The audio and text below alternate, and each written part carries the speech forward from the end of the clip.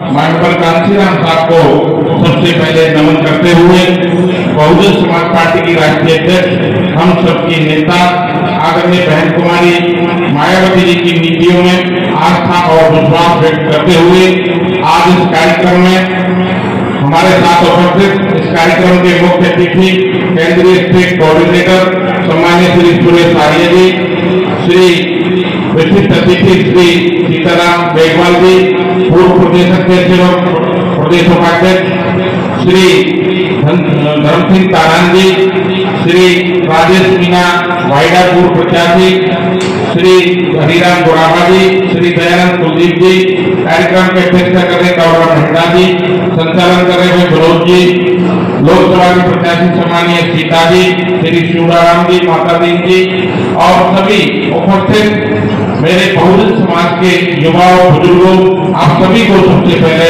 मेरा जय भीम। आज बहुजन समाज पार्टी के तत्वाधान में आप लोगों ने बूथ स्तरीय कार्यकर्ता सम्मेलन का आयोजन किया है।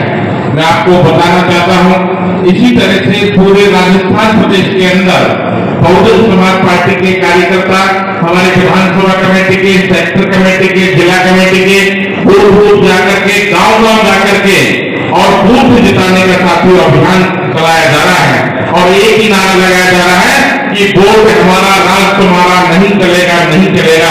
अब राजस्थान प्रदेश के अंदर गरीबों की पार्टी बहुजन समाज पार्टी का साथियों आने वाला है। इसलिए आप लोगों को इस बूथ स्तरीय कार्यकर्ता सम्मेलन के माध्यम से आपको अपनी विधानसभा में भी अभियान चला करके सभी बूथों पर अपना संगठन का ढांचा इतना मजबूत करना है कि बहुजन समाज पार्टी का विधायक यहाँ जीत सके। क्योंकि आज राजस्थान प्रदेश के अंदर हालात ये हैं कि राजस्थान प्रदेश के अंदर जो गरीब समाज के लोग हैं, जिनमें खास करके अनुसूचित जाति के लोग, अनुसूचित जनजाति के लोग या अन्य पिछड़ा के लोग या मुस्लिम समाज के लोग या गरीब लोग सर्व समाज के लोग हैं, तो यहाँ उन पर गरीबी के नाम पर, जाति के नाम पर, धर्म के नाम पर आए दिन जुल्म जाति होती है, हत्याएं होती है, उनके साथ में न्याय होता है, लेकिन साथियों को न्याय नहीं मिलता है। इसलिए यदि आप लोगों को न्याय चाहिए तो न्याय के लिए आपको बहुजन समाज पार्टी का विधायक जिताने का साथियों काम करना चाहिए।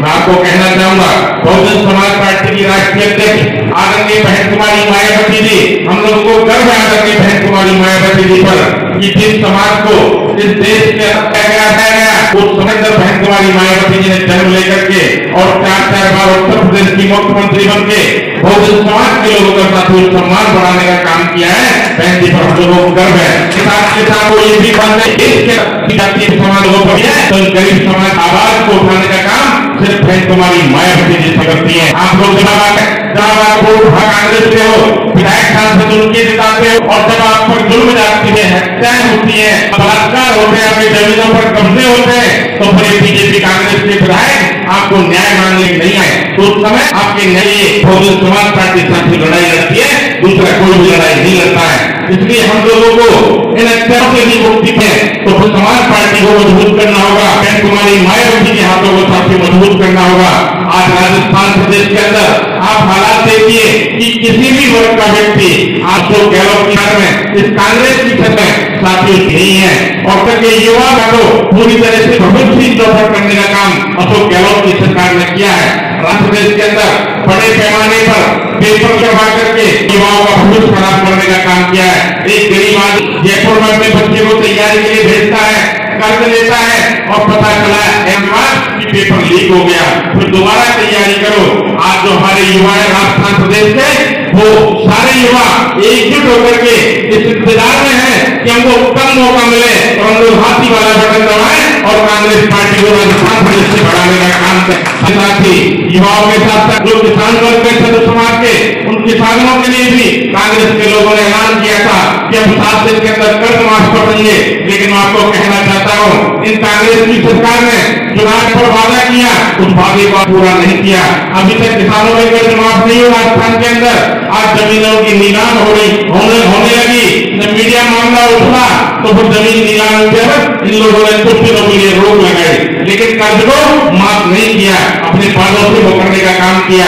तो कहना चाहता हूँ कि किसानों की हितैषी भी नहीं है, कि युवाओं की भी हितैषी नहीं है और खास करके जो महिला है, महिलाओं के लिए एनसीआरबी की जो रिपोर्ट आई है, तो राजस्थान प्रदेश के अंदर सबसे ज्यादा यदि बलात्कार की घटनाएं होती हैं तो जो गहलोत की सरकार में, कांग्रेस की सरकार में होती है, ये कांग्रेस की सरकार महिलाओं के हित से भी साथियों ने। साथ के साथ ही मैं आपको कहना चाहता हूं कि आज यदि कांग्रेस की सरकार यदि गरीब समाज की हितैषी होती, सर्व समाज की हितैषी होती, तो देश के अंदर आज निजी क्षेत्र है उसको बड़े पैमाने पर आज बड़ी तेजी से निजी क्षेत्र बढ़ाया जा रहा है, और निजी क्षेत्र में जो गरीब है तो उनको आज व्यवस्था है। यदि हितैषी होती युवाओं की तो कांग्रेस की कम से कम राज्य प्रदेश के अंदर निजी क्षेत्र आरक्षण देने का खाती, ताकि गरीब सर्व समाज के युवाओं को उसमें जोड़ने का मौका मिलता।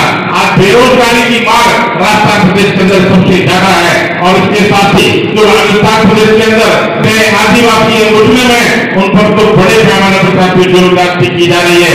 आज राजस्थान प्रदेश पूरी तरह से जंगल राज बन चुका है। आपने देखा होगा, आपने भरतपुर में जो कामा है तो वहां पर नासिर और जुनैद को जिंदा जलाया गया था, जिंदा जलाया गया था।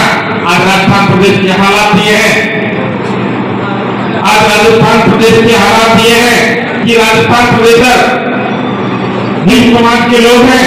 आज देश को आजादी को 75 साल हो गए, लेकिन बीजेपी कांग्रेस के लोगों ने उनकी मानसिकता ऐसी बना दी है कुछ लोगों की कि आज यदि किसी गरीब समाज का व्यक्ति अपने दूल्हे को घोड़ी पर बिठाता है तो तकलीफ हो जाती है, यदि वो मुझे रखता है मटकी में हाथ लगाता है उसे तकलीफ हो जाती है। तो जातिवादी जो वातावरण बनाने का काम किया ये कांग्रेस और भाजपा के लोगों ने साथियों किया है। आपको कहना चाहता हूं इस देश के अंदर दो तरह के लोग रहते हैं, एक अमीर और दूसरे गरीब। साथियों देश के अंदर गरीब है उनकी कम से कम 95 आबादी है, और जो अमीर है उनकी 5% साथियों आबादी है। और ये जो 5% लोग हैं इन्हीं लोगों की भाजपा और कांग्रेस और अन्य दल है, और जो गरीब है उन गरीबों की पार्टी सिर्फ बहुजन समाज पार्टी है। यदि गरीबों की पार्टी यदि भाजपा कांग्रेस के लोग होते तो साथियों आज हमारे राजस्थान प्रदेश के अंदर, पूरे देश के अंदर हमारे लोगों की क्रय शक्ति बढ़ गई होती। यदि पार्टियां आप लोगों की होती तो आपको ये रोजगार मिल गया होता। यदि पार्टियां आप लोगों की होती तो ये गरीबों को जाति धर्म के नाम पर लड़ा काम नहीं करते। ये दोनों ही पार्टी भाजपा और कांग्रेस आप लोगों की पार्टी नहीं है। यदि आप लोगों की कोई पार्टी है तब बहुजन समाज पार्टी है, और बहुजन पार्टी भारतीय संविधान की रचयिता परंतु बाबा साहब डॉक्टर भीमराव अम्बेडकर के संविधान पर काम करती है। बाबा साहब अम्बेडकर ने संविधान है तो सर्व समाज के लोगों का हितों का ख्याल रखा गया है, सर्व समाज के लोगों का मान सम्मान दिया गया है, चाहे वो एसटी है चाहे एसटी है चाहे ओबीसी के लोग हैं, ओबीसी के लोगों को भी। परंतु बाबा साहब डॉक्टर भीमराव अम्बेडकर ने संविधान में अनुच्छेद 40 की व्यवस्था करके और ओबीसी के लोगों को भी आज आरक्षण जैसी सुविधा का लाभ मिला है। यदि बाबा साहब 340 अनुच्छेद की व्यवस्था करें तो लोगों को लाभ साथियों नहीं मिल पाता। साथ के साथ ही परंतु बाबा साहब अम्बेडकर की देन है क्या भारत देश के अंदर आज जो भारत की पहचान है, ये भारत की पहचान बाबा साहब अम्बेडकर के साथ के कारण है। आज बाबा साहब अम्बेडकर के कारण आज भारत की पहचान दुनिया में भी होती है। आज कॉलेज के यूनिवर्सिटी में बाबा साहब अम्बेडकर की स्पीच आई गई, सिंबल ऑफ नॉलेज पर लिखा गया। आज बाबा का नाम विदेशों में भी साथियों है। बाबा साहब ने तो विदेशों में भी देश का सम्मान किया, और परम पूज्य बाबा साहब अम्बेडकर हमेशा देश के लिए साथियों लड़े। तो आपसे कहने का मतलब क्या जो भाजपा और कांग्रेस के लोग हैं ये लोग अमीर लोग हैं, ये अमीरों की पार्टियां हैं। यदि इन लोगों को आप अपना वोट देने का काम करोगे तो साथियों आप लोगों का भला विकास नहीं हो सकता। इनकी सरकार में अमीरों का ही भला विकास हो सकता है। भारतीय जनता पार्टी की सरकार आपने देखी, भारतीय जनता पार्टी की सरकार में आपने देखा कि पहले तो सारे नोट बंद कर दिए, अब 2000 के नोट भी वापस ले रहे हैं, अब 2000 के वापस लेना शुरू कर दिया।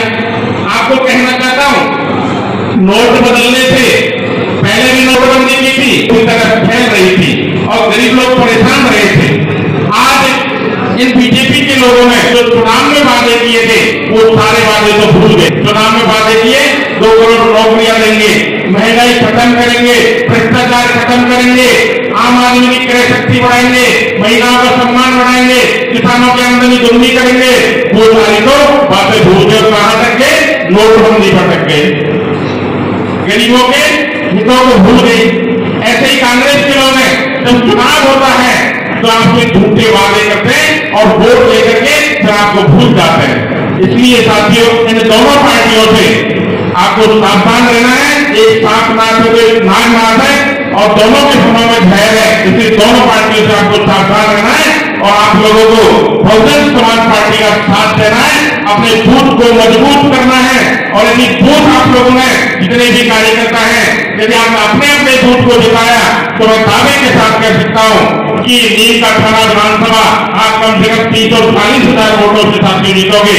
और नीम का थाना का विधायक जीत करके जाता है तो राजस्थान प्रदेश के अंदर बहुजन समाज पार्टी की साथियों सरकार बनेगी। और जब सरकार बनेगी तो साथियों, जिस तरह से उत्तर प्रदेश के अंदर बहन कुमारी मायावती जी ने वहां जुल्म टैक्सी को खत्म किया, हमारे युवाओं को रोजगार दिया, महिलाओं का सम्मान बढ़ाया, गरीबों को मकान दिए, भूमिहीनों को जमीन दी, तो फिर इसी तरह राजस्थान प्रदेश के अंदर सरकार चलाई जाएगी और गरीबों का मान सम्मान होगा, गरीबों का साथियों बड़ा विकास होगा।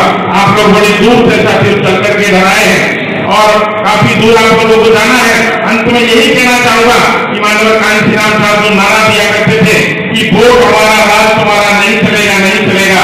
आज जो गरीब लोग हैं उनका 95% वोट है, अमीरों का 5% है। ये गरीब यदि सब लोग एकजुट हो जाए और एक नारा लगा दें कि वोट हमारा, राज तुम्हारा, नहीं चलेगा, नहीं चलेगा, तो निश्चित तौर पर हम इस विधानसभा को साथियों जीत सकते हैं। मैं इन्हीं शब्दों के साथ में आप लोगों ने जो कार्यक्रम आयोजन कराया उसके लिए सभी कार्यकर्ता साथियों का धन्यवाद देता हूं और अपनी बात को यही